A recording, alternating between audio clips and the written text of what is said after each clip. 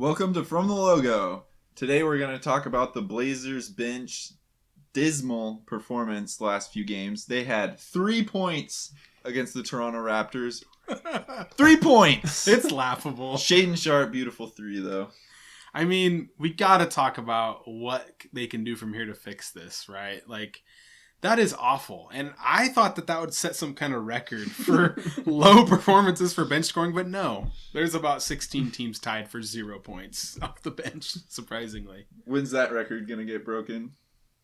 When a team own goals it and has 0 points, I guess, has negative bench points. If anyone could do it, it's probably this Blazers bench. Drew Eubanks is going to tip in. That's not on his own basket. Yeah, he actually had a play last game where Drew tipped an alley-oop pass and Precious Achiuwa, what a name by the way, he tipped it and scored it, and so it was kind of an own, but it wasn't quite. So it could happen. You're right. That's a good call. Yeah, I mean, it's been pretty rough the last few weeks for the Blazers. And, we got off to a pretty exciting start. Mm-hmm. And what's interesting is that the things that were most exciting at the time are still kind of holding true. Dame's still playing pretty well, and Jeremy Grant still looks like a potential all-star. And, he could be the second piece on a team that makes a playoff run. But those two alone is not enough. And it really feels like our bench is missing any kind of backup for those guys when it comes to scoring. I think a big part of the issue is just that everyone's kind of playing out of position. They just don't have the right size on the floor or on the bench in order to actually be able to play the size that they should be playing. So Anthony shouldn't be playing shooting guard. He should be playing point guard. Josh Hart shouldn't be playing small forward. He should be playing shooting guard. And the issue that you run into there is that everyone ends up playing harder, having to try to play harder, getting hurt, getting scored on and posterized over and over again. And you end up with kind of this demoralized team that just feels like they can't stop anybody. I feel like we've had this size issue basically since LaMarcus Aldridge left the team, and CJ McCollum kind of stepped in as the second banana on that team. And we, you like that banana? And this year we have 1 or 2 more big guys on the team than we had in years past. I mean, in years past, we've had Nurkic and Cantor, and that's it. Carmelo Anthony. This year, at least, we have Jeremy Grant and Eubanks to kind of back up Nurkic. But that's still 1 or 2 pieces too short on the size front. We've always been shorthanded, or at least in Dame's career, for the majority of it, we've been shorthanded, in the front court, and that continues today. It feels like we're spoiled now because we have one guy over 6'8" who can shoot, but that's not what most teams would consider spoiled. Yeah, you need 2 or 3. That is 3 not to be all that special. The good news is Joe Cronin specifically said before the season this was going to take more than just this. It wasn't, the roster as a whole isn't fully constructed yet. I actually kind of want to go a different route than you guys in terms of a lot of the problems that I'm seeing. That size is definitely a part. I think that the Blazers need to stop doing a 3-guard starting lineup. Hart does as well as he can, rebounding over his size, but I want 2 big wings out there that can defend with long wingspans. Yes, 2 big wings. Albatross. I mean, how many times are we going to try a 3-guard lineup when most of them are bad defenders in the backcourt? It worked for Golden State. Dame's entire career, apparently. Well, I mean, okay. So fix that, right? But here is the problem I'm seeing with the current bench. The playmakers, the lack of playmaking. This is why Dame's having to play 42 minutes a night. This is also why Dame's had a couple stinker nights in here and there. He had a good game last game, an efficient game, but he's still turning the ball over a ton. And it's because he's being asked to be the only playmaker on the entire team. Mm-hmm. You kind of brought up that Simons should be playing point guard. His size is a point guard, but he's not a point guard. When he's out there playing with the bench, because a lot of times Simons plays with a lot of the bench, the ball just kind of hits the floor a lot. We have a lot of possessions. He passes to the floor. Yeah, over and over. And then into the basket. At the basket. He has a lot of those times where he'll dribble, shoot, kind of like what CJ used to do when he was running with the bench sometimes. He's not a pure point guard. And we don't have any other distributors on the team other than, say, maybe Justice Winslow. When Justice Winslow is your secondary playmaker on your team, your bench isn't going to get easy shots, easy looks. Shaden Sharp, he could be a good scorer, but he's at that point right now, he doesn't have good handles. So he can't fully create his own shot. He's more of a play finisher at this point. And he's a good finisher. He can get up above the rim, shoot a corner three. He's pretty good at corner threes. But the problem is no playmakers getting the ball to people in the spots that they can shoot it at, especially off the bench. That's why the bench can't score. You got guys like Keon Johnson being the primary shot creator off the bench. That isn't good enough. Yeah. Jabari Walker has played well, actually, in spurts. He's not going to be a primary playmaker either. He's going to be the garbage pail guy that's been crashing the boards, and he's been doing good. But playmakers, we don't have enough at all. There's the problem of youth, too. All those guys that you mentioned are, early 20s. There's no real veteran presence on the bench to come off and that really knows what he's doing. That has kind of that professional workman's attitude to just like going out there. It's like those guys are all playing for starting roles. They would like to eventually become a starter in the NBA or whatever. They're not established bench players. And so it just doesn't really seem like they're translating that well coming off the bench. But yeah, we're clearly missing a point guard, I think, a backup point guard. Bad. One that's a real ball handler, a real passer, looking to facilitate first, that, can get their own shot and get to the rim, hopefully, and is a decent shooter, but really that looks to pass first and looks to set his teammates up. Yeah. Bring home Peyton Pritchard. Peyton Pritchard. Give me like TJ McConnell. How about that? If we're going that kind of white point guard. I was about to say, what do those guys have? TJ McConnell would look great on this team. He would set his teammates up. He plays good Grand defense. Theft Alvarado. Grand Theft Alvarado. Anybody that's looking to pass first, they don't have to be a short point guard, but just pass the teammates the ball and get them shots they can make. Then I think it's time that we bring this up. We talk about it a lot here on From the Logo, but the pairing of Anthony Simons and Damian Lillard, we've had our questions about it. We've wondered. It's hard to want to trade Anthony Simons. We don't want another Jermaine O'Neal on our hands, and he's shown a lot of promise, but it's just the fit of Damian Lillard and Anthony Simons. I don't know if they're going to be able to be an elite backcourt ever in their careers. It just seems like they do too much of the same stuff. They have the same, deficiencies, same weaknesses. And I think it's getting close to that time where we should really seriously take a look at trading Anthony Simons for hopefully a bigger player to just kind of go all in around Dame, surround him with that size, surround him with that athleticism, let him do his thing, get another backup point guard too, if you can, in a different deal or the same deal, however you're going to do it. But it would obviously be nice to get another great player at that wing position, but it's not even like you need another superstar necessarily. Another role player would be hugely beneficial to this team, I think. Yeah. And I mean, there's definitely a lot of different ways the Blazers could go that could bring you depth pieces along with that wing.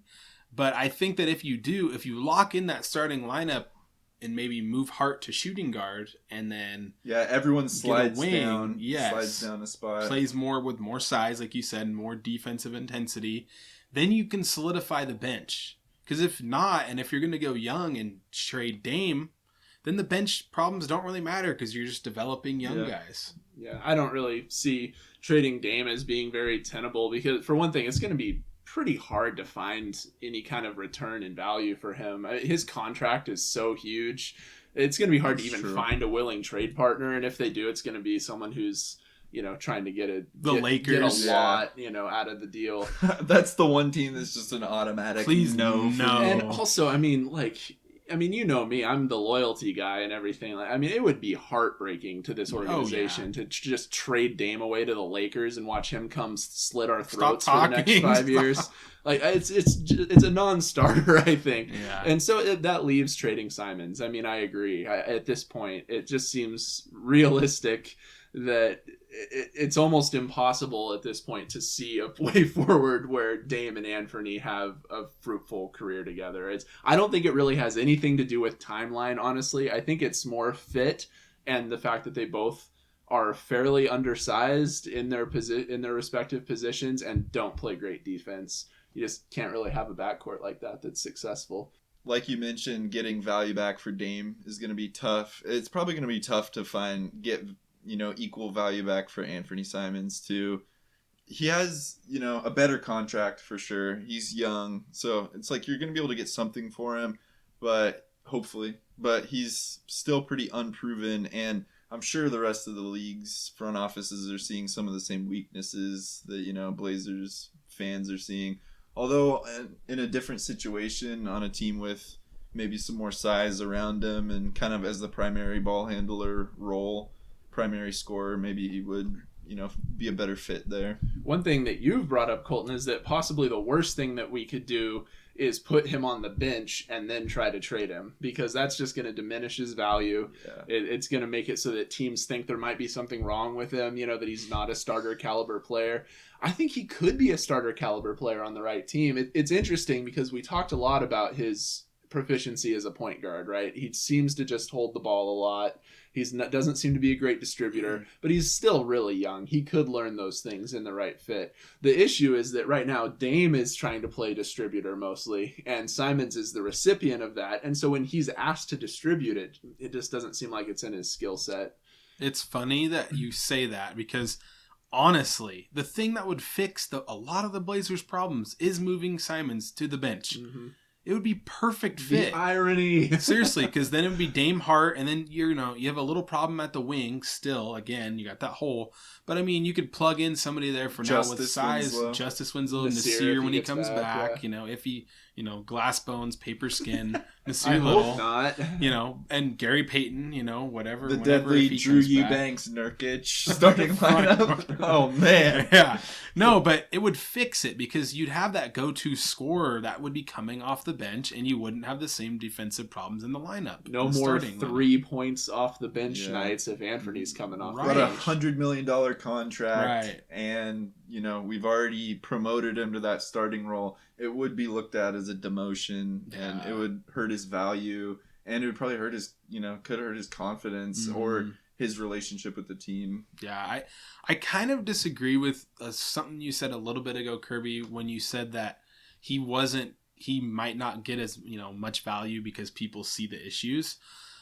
Because I think that going back to last year when he was on the tank unit and he was the lead guard, he was the only one that garnered any kind of respect from opposing defenses, and he was super efficient as the lead guard. They weren't winning, but they were playing with the worst tanking roster in NBA history for a stretch. And he was still putting, up numbers. It's hard to find a team that's like that in the NBA, though. I mean, almost every team in the NBA has a lead guard right now that they want to bring in Simons to pair with them. There's a few out there. What about Toronto, the team that we really want to trade with, in my opinion? There's a few out there, but it's few and far between fits, I think. Most teams do have an elite level guard at this, or a guy that they kind of want the ball in their hands most of the time. But I get what you're saying. Toronto is a good option. It only takes one. It only takes one. Even someone Charlotte Hornets, right? LaMelo Ball, he's a big guard. He's 6'6". I don't know if he's the best defender, but that's at least somebody that if he plays to his defensive capabilities would pair pretty well with Simons. And that could be somebody that could, Charlotte makes questionable decisions sometimes. They might trade some of their guys, and 3-team trade could Bridges? work out. Could we get Bridges? Oh, too soon. Sorry, guys. Here's the thing, though. 3-team trades are there. So let's say Toronto. Van Vliet has been awful this year. Toronto really needs a lead guard, and they have 3 wings. Maybe if you can trade Simons to Toronto and then get another package deal to kind of help fix the bench with the 3rd team, you have to send value to get value back. Nobody loves trading away this dominant shooter that won the dunk contest, but we love seeing defense in the backcourt too, and right now we're not seeing a lot of it. They've played better defense than I've seen in their careers this year. Lillard has put in some effort here and there, but it's not enough. Are you looking at from Toronto, Pascal? Either one. Anunoby. Either one. Those two. You mentioned 3. So. Barnes is the other wing, but you're not getting Barnes. And I think that Siakam doesn't as much fit their timeline and fits closer to Dame's timeline. He's also a really good playmaker, so it would just really, really work. Siakam could be a game changer Oh, for yeah. us. I don't know if we could get him just for Simons, I know. but that he'd be a We'd game probably have changer. to give up a little bit more than that if they Multiple picks. Yeah, if they'd even be willing to part ways with him. But we've talked about before how awesome a Giannis Damian Lillard duo would look. Pascal is like Giannis light in a lot of ways, you know. And he can His- shoot better than Giannis. Yeah, his size and his ball handling and his like 2 steps from the 3-point line to the rim. There's a lot of similarities there, and that'd be a fun duo, I think, to watch, especially with Jeremy Grant. Yeah. And Hart. Yeah, and Josh Hart. If we can You might keep have to both get rid those of guys. Hart too in that for Siakam, because Potentially. Siakam's pretty good. But that's a problem. You can easier get skilled guards than skilled wings. And skilled guards can, in this case, just be a defender with Dame. You know, if you've got Siakam and Grant as your wings, it's probably going to take a lot to get a guy like Siakam. But then you can kind of, once you solidify that starting lineup, then you can, it's easier to fill in those depth pieces from the bench. Mm-hmm. So, I mean, if you need a shooter, they're out there. A playmaker, they're out there. An all-star forward, that's hard to get unless you have a young up-and-coming slam dunk contest 3-point champ on your team, right? So it sucks to give away players like that, but we got to have balance for the first time in Dame's career since Aldridge left. If we could pair Dame with Siakam for Simons, and I'd probably be willing to throw in a lot of picks, honestly, because 3 maybe picks is my aren't going to max. do a whole lot of good for Dame's Yeah. timeline. And it's time to go all in. It's time to for go Dame. all in. It's Dame has committed. He's not going anywhere. He basically can't go anywhere because no one can take on that contract. And it's time to win a championship with Dame. And it's going to take a piece like a Siakam or someone big and talented to come in. It does seem like Cronin knows that too, which I hope he does. It seems like you mentioned before that he's said that this is the first step, you know, in the process. He did do a lot in 1 year. Mhm. Where I was going to say, it's been, what, a year yeah. so far? I think our expectations are a little bit kind of mucked up because we had Because of the such start. we had such a good start to the You're right. season, and so the downslide has been particularly painful. But We were tanking, 7 months ago? 8 months ago? So, you know, it has been a pretty big improvement, but we want more. And it's been said several times during this conversation that it's an improvement, but it's not enough. And that's true on the size issue. It's true on the playmaker issue. It's true on the shooting issue. It's true on the turnover issue. It's the bench, Turnovers. We haven't even brought up turnovers. Turnovers we need to really quick touch on. It's been awful. And I do think that's partially in part to the lack of playmakers. Chauncey's offense might need a little bit of re-scheming Yeah. in some areas, but that's been part of the problem. A lot of the Blazers defense has actually improved. If you look at the numbers, we're about 17th in defensive rating now. I think it would jump up more if we stop turning the ball over because our transition defense is pretty bad because we're small, Yeah. of course.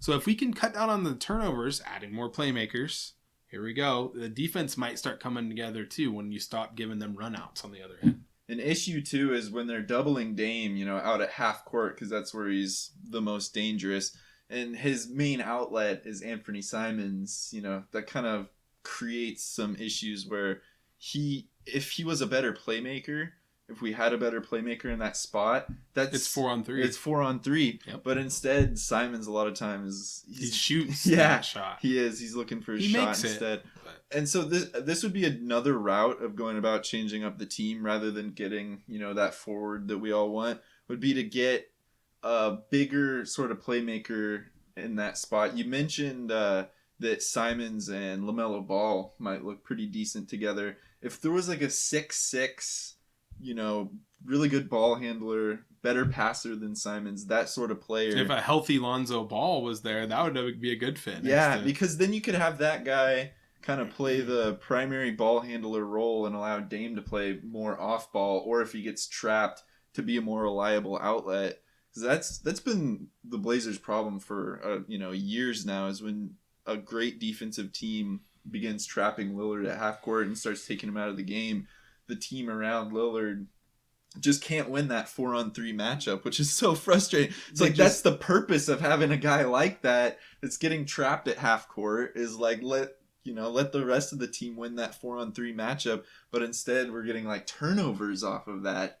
Turnovers off of a 4-on-3. So often when Dame is in that situation and he passes it off to Anthony, what's even worse than him looking for his shot is when he just like starts dribbling around instead. And lets the defense recover. Think about, we obviously make this comparison all the time between Dame and Steph because they're both just extremely talented small guards who are some of the historically best shooters of all time. But think about when Steph brings the ball up the floor, or sometimes he doesn't even have to bring the ball up the floor, but think about who the first person is that he throws the ball to make that next play. Draymond Green. Yeah. A forward who's also a playmaker. And when Dame brings the ball up the floor and has to find that first pass to make, it's usually to Anthony, who sometimes Nurkic or Josh Hart, and he'll pump fake a wide open 3. Which, bless Anthony Simon's heart, but he's just not there yet in terms of his like awareness of the game. And so he ends up just dribbling the ball around, 8 hard dribbles and a sidestep 3. Yep. And he shoots very accurately. He does. But it's not winning basketball. It's not the kind of basketball that's going to take us to the Western Conference Finals. There's a reason that Dame has mentioned multiple times that he wants to play with Draymond Green. It's because he wants an outlet like that he has more faith in. A guy who can read the game better, who can win those 4-on-3 matchups. Imagine that being Pascal Siakam. It would be lights out. It would be a perfect fit. It would be. It just would be. Mm-hmm. Siakam is a good playmaker. He could go downhill, attack. He could score for himself or play make as that forward. Grant is kind of more of like a take the ball out and he can drive it or shoot it, but he's not like a playmaker. Not as good of a passer necessarily. Yeah. It's just not really fair to ask him to do all of that. We've said before, he's kind of more of a play finisher than a playmaker. Totally. That's more of his skill set. Totally. So I kind of have a question for you guys here. We kind of look at the standings, and the Blazers are currently at 10th, about to be passed by the Lakers. No! Going into 11th, and not too far behind the Jazz. We're kind of really dropping in the standings here. Now, it's been a rough month. The players do not want to tank. The fans do not want to tank. Nobody wants to tank. I don't want to tank. Nobody wants to tank. Except for Colton. Do we want to tank? I have to ask you this because Victor Wembanyama, here we come. Listen, Dame would have to be on board with this. It would frustrate him. Yeah. Jeremy Grant is a free agent. You don't want to frustrate Jeremy Grant. He just came from Siberia, known as Detroit, right? So Grant doesn't want to be on a losing team either. But if you're going to miss the playoffs and you're going to sacrifice your future and try and go all in and make the 8th seed, you've got the monster from France sitting there. You're not that far out. We've already tried this. We tried this last year. We ended up with Shaden, but we didn't even get close to the number 1 pick. And we like Shaden a lot. Yeah, we do. But I don't think that another draft pick is going to be the thing that really, takes us over the edge as far in the Damian timeline. Unless we maybe use it in a trade, but it'd just be another chip in a trade. Then you could go all in. Maybe a slight upgrade rather than getting Anunoby. We'd be able to get Siakam or something like that. My concern is just I don't know if we could. No matter how hard we tried, I don't know if we could be as bad as some of the teams in the league are right now. We're losing to the Thunder back-to-back games. We tried last year, and we ended up with the 8th pick. 7th pick. I mean, that's great and all, but if we end up with the 7th pick this year, it's just not going to be if the goal is changing. Victor, it's not going to happen. There's a 10. We won the Greg Oden lottery with a 3% chance or something like that, and this time we'd have a lot higher chances sitting here at the 12th seed in the West than what we did with Greg Oden. And how'd that go? Okay, but how did it go? But hey, look at this. This is what I'm saying. I don't want to tank either. Yeah. But if we're sitting here in the 12th seed, right, I get it. But do you want to move into if you make the playoffs, you lose your first round pick. You're going to get probably wrecked unless you make a big talent upgrade in a trade. So then you don't have a pick at all, and you got whacked in the playoffs as the 8th seed. I'm just saying, it's there. You at least would give yourself another piece. Yeah, it depends on, I think, we'll see how maybe another month of the season plays out, but then it might be too late. I don't know. But if Dame's healthy, if Jeremy Grant's healthy, I just can't really see the path towards tanking with those guys. They're just too competitive. You just risk too much of hurting the culture, the relationship with those players. And again, in order to compete with like the Detroits of the league or whatever in terms of losing, I mean, we'd have to like lose out this year, which we tried last year. I mean, how do you even do that? I mean, sure, we could sit Dame and say he's nursing his abdomen or whatever, but what are we just gonna never see Jeremy Grant play again because he's a free agent? Right, I mean, you're not going to be able to shut them down. If Jeremy Grant and Anthony are out there, they're going to win some games. Last year we did all we could. We shut everyone down. We came all these, sore ankles and all these injuries and stuff, and it still didn't really land us where we wanted to be. I like Shaedon, and I think he's a promising prospect. But as far as helping out Dame win a championship, right? Unless we swing him for a superstar, which I don't really know if anyone wants to trade Shaedon. So you're left with that dilemma too. It's like, do we keep this young piece and do we build for the future? Do we go all in on Dame? Here we go again. I know, it's so complicated. I will say, to your point, one thing: if we get like to the All-Star break or through the trade deadline and it just isn't happening, we haven't made a swing for someone where we lose Simons and get a big wing or something, it might be time toward the end of the season to let some guys rest and just let us fall out of the playoffs at least. Because I don't want to see us get swept in the first round again. That's not going to do anything for our culture either. I will say this. They changed the draft lottery odds. Top 4 teams all have the same odd. The bottom 4 teams all have the same odds to get the number 1 pick. And now they raised it to where the odds, if you're like the 7th worst team in the league, you still have like a 8 or 9% chance to jump into the top 4 or whatever, or even the number 1. I like that change. So hopefully kind of hedging against some of the tanking. You don't have to be the worst team in the league to have a respectable chance to get a changing player. But I agree with you guys in the end. I just thought it was a question to ask because when you're sitting here at the 11th seed, you're like, okay, this is not where we want to be. So we're at the 10th seed right now, but I mean, how far are we out of like the 6th or 7th spot if you have the standings up right now? The West is jam-packed. Looking at the losses, for example, we could have a good month and things could look completely different. It's, we did a whole video about this. Check it out. The ups and downs of being a sports fan. Right now, things feel pretty helpless, but Dame could go on a roll. And Anthony could start shooting lights out again. And, Grant could start playing lockdown defense. And we might find ourselves in 6th or 7th.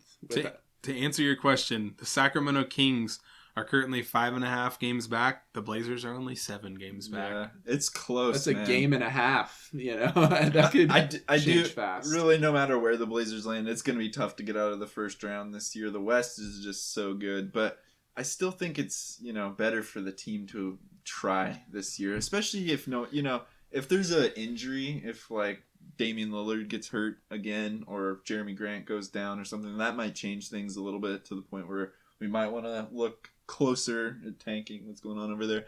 But if they're healthy, I think you got to go for it. Just like see what you got with this team, see how they, see what kind of a fight they put up in the playoffs, see what these guys are capable of, and then adjust accordingly. And to bring things a little full circle to how you kind of started this conversation and hopefully to a little bit of hope and optimism, Joe Cronin has said this isn't the final roster. We know. Dame knows. He bought in for several years. Again, we had a lot of money. Yeah, true. We had kind of messed up expectations from the beginning of the year because things started out so promising. But this year was never supposed to be the championship year, and it's not gonna be, most likely. But if there's a plan in place, and Cronin and Dame are behind the scenes understanding each other and knowing what the long-term game is, then yeah, maybe getting bounced in the first round this year is okay. If as long as the goal is that next year or the year after that we're a contender. I think we can agree with this. The Blazers still have moves to make. They need to kind of see what else they can find out there. Well, whatever players that may be, we'll see with what Joe's got up his sleeve. But the final product is not this roster, and let's hope that big moves are made and that we can see a competitive roster around Dame. What moves do you guys think should be made this year? Let us know in the comments below. Thanks for watching from the logo. Bye.